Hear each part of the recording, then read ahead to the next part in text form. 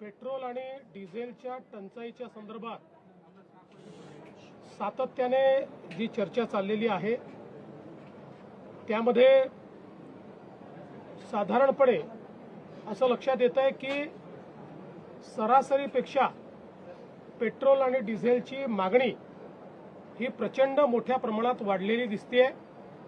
त्याचीही आपूर्ती आपण करतो, पण कुठेतरी याच्यात साठेबाजी होते आहे असे निदर्शनास येत आहे। त्या संदर्भात पुरवठा विभाग आणि गृह विभाग हे जॉईंटली आता कारवाई करतील।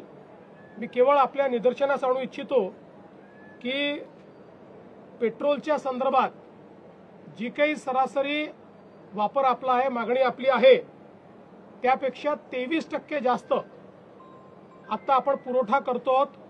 23% मागणी वाढलेली आहे आणि डिझेलच्या संदर्भात तर ही मागणी 52% वाढलेली आहे। 52% जास्ती पुरवठा आपण करतो। म्हणजे सरासरी मागील वर्षी किंवा याही वर्षी प्रतिदिनाचा जो पुरवठा या काळातला त्या पुरवठ्यापेक्षा 52% जास्त डिझेल हे आता पेट्रोल पंपाच्या माध्यमातून आपण पुरवतो आणि तरीही टंचाई सदृश स्थिती ही तयार होते। त्यामुळे अगदी उदाहरण द्यायचं झालं तर अकोल्यामध्ये 154% जास्त खपत झालेली आहे, किंवा छत्रपती संभाजीनगर, बीड, भंडारा, बुलढाणा, चंद्रपूर, बुलढाणा, त्यानंतर गोंदिया, हिंगोली या सगळ्या भागांमध्ये 70% पेक्षा जास्त ॲडिशनल खपत ही त्या ठिकाणी झालेली आहे, ज्याचा पुरवठा हा आपण केलेला आहे।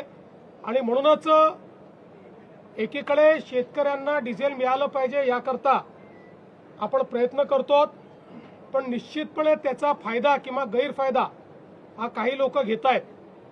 या दोन गोष्टी महत्त्वाच्या आहेत। एकीकडे नॉर्मल पेट्रोल डिझेलची खपत वाढलेली आहे आणि त्याचवेळी कमर्शियल जे ऑइल आहे, पेट्रोल डिझेल आहे, याची खपत मात्र थोडी कमी होताना दिसते आहे। याचा अर्थ नॉर्मल ही जी वाढलेली त्या ठिकाणी खपत आहे ती कमर्शियलकडे वळवली जाते आहे का याची पडताळणी करणं गरजेचं आहे। त्या दृष्टीनं आज आम्ही आदेश दिलेले आहेत, कारण आपण समजू शकता 52% वाढ आणि त्याची आपूर्ती आपण करतो, याचा अर्थ कुठेतरी याच्यामध्ये कोणीतरी साठेबाजी करताय आणि म्हणून ती साठेबाजी थांबवण्याचा प्रयत्न आमचा चाललेला आहे।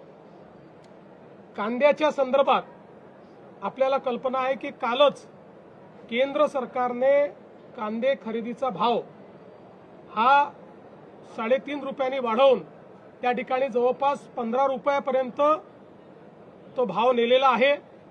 मोठ्या प्रमाणात खरेदी देखील सुरू केलेली आहे। आम्ही केंद्र सरकारला या संदर्भात बैठक घेण्याची विनंती केली होती। उद्या संध्याकाळी केंद्र सरकारमध्ये तशा प्रकारची बैठकही लागलेली आहे। कांद्याच्या संदर्भात सातत्याने राज्य सरकार आणि केंद्र सरकार हे इंटरव्हेन्शन करतायत। 15 रुपयाची खरेदी ही आपण सुरू केलेली आहे। मार्केट इंटरव्हेन्शन आपण सुरू केलेलं आहे। निश्चितपणे शेतकऱ्याच्या संदर्भात राज्यातलं सरकार हे संवेदनशील आहेत। काही लोक विनाकारण या संदर्भात राजकारण करू इच्छितात आणि फोटो ऑपॉर्च्युनिटी करण्याचा प्रयत्न करतायत। त्यांनाही माझं सांगणं आहे की जर राज्य सरकारने आणि केंद्र सरकारने 15 रुपयाने खरेदीचा निर्णय केलाय, तुमच्या काळात कधी केला होता काय दाखवा, तो कधीच दिसणार नाही। आम्ही संवेदनशील आहोत म्हणूनच हे करतो, पण आम्हाला याची कल्पना आहे की एवढं करून भागणार नाही, अनेक गोष्टी कराव्या लागतील आणि म्हणूनच केंद्र सरकार सोबत उद्याला बैठक आम्ही करतो आणि त्या बैठकीतून दीर्घकालीन काय उपाययोजना करता येतील याचा प्रयत्न केला जाणार आहे। काही नेत्यांकडनं सर या कांदा प्रश्नाच्या अनुषंगाने राजकीय आंदोलन सुद्धा केलं जाते, त्याबद्दल काय? 100% राजकीय आंदोलन आहे। म्हणजे कांदा कापल्यानंतरही ज्यांच्या डोळ्यात अश्रू येणार नाहीत अशी मंडळी आता अश्रू ढाळण्याचा प्रयत्न करतायत। पण मी स्पष्टपणे सांगतो, महायुतीचं सरकार कांद्याच्या संदर्भात संवेदनशीलतेनं काम करण्याचा प्रयत्न करते। नाशिकमध्ये आहे ते आंदोलन पाहायला मिळते, कारण की रस्त्यावर उतरून हे आंदोलन करतात, रस्ता रोको करण्याचा प्रयत्न केला। मला असं वाटतं की फोटो ऑपॉर्च्युनिटी चालली आहे, ते विरोधी पक्षात आहेत, त्यांचं काम आहे ते दाखवून राहिले आहेत. सर, काँग्रेसच्या खासदार प्रणिती शिंदे आहेत, वारंवार मोदींवरती टीका करतात. पुन्हा एकदा त्यांनी टीका केली आहे. त्यांचं असं म्हणणं आहे की ट्रम्प तात्या जसं बोलतात तसं मोदी सगळं करतात, असं त्यांनी. असं आहे की प्रणिती शिंदे या पहिल्यांदाच खासदार झालेल्या आहेत, पूर्वी आमदार होत्या. अपेक्षा आहे की अशा लोकांनी मॅच्युरिटीने बोललं पाहिजे, पण कोणी इमॅच्युरिटी दाखवली तर त्याला आपल्याला सांगणं थोडी होतं.